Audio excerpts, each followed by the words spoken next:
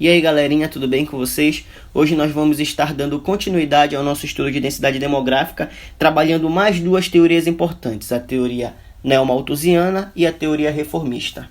Pois bem, quando eu falo teoria neomalthusiana e eu percebo esse prefixo neo, eu já sei que isso pressupõe algo novo.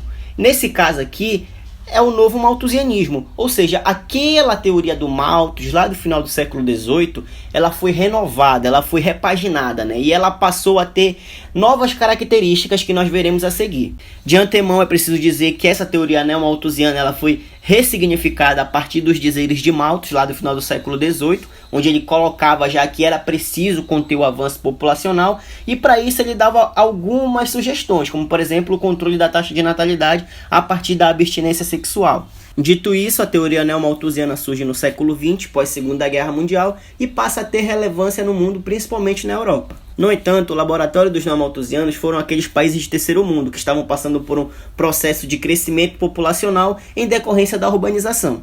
No que concerne à urbanização, podemos citar os avanços da medicina e o avanço no setor de serviços, que ocasionaram uma melhora na qualidade de vida das pessoas.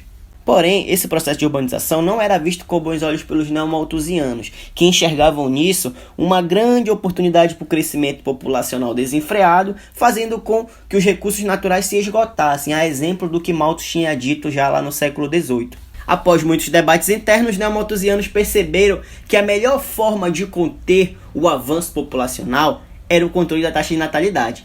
Porém, a partir de um novo método, diferente daquele usado pelo Malthus. Quando ele falava em abstinência, os neomalthusianos, por sua vez, já falavam em novos paradigmas, e é nesse contexto que a gente consegue perceber a inserção das políticas anticoncepcionais dentro do debate populacional.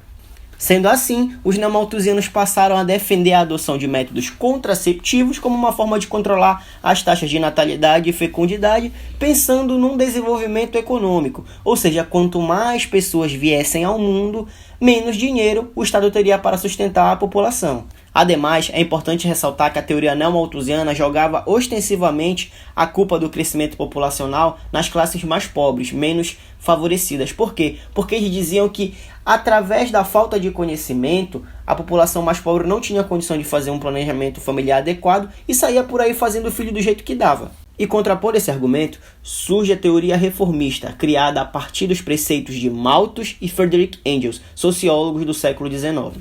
Essa teoria também ganhou notoriedade no século XX.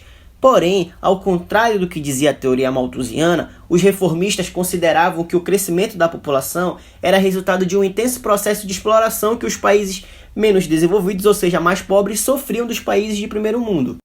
Sendo assim, os reformistas entendem que a pobreza justifica o aumento da população, ou seja, quanto mais pobre a população for, mais tendências a se multiplicar ela terá. Com base nisso, algumas reformas estruturais precisariam ser tomadas, a exemplo das reformas sociais e redistribuição de renda, onde a população deveria ter acesso não somente ao poder aquisitivo, mas também à informação. Com base nisso, algumas reformas estruturais precisariam ser tomadas, a exemplo das reformas sociais e redistribuição de renda, onde a população deveria ter acesso não somente ao poder aquisitivo, mas também à informação. E é nesse contexto que surgem então os primeiros embates entre as duas teorias, pois enquanto a teoria reformista falava sobre inserir o pobre nas políticas financeiras, de informação, de modo a conter as desigualdades sociais, os neomalthusianos falavam que não, que era preciso impor à população o controle da taxa de natalidade, seja através do uso dos contraceptivos, ou seja, o governo te obriga a usar camisinha,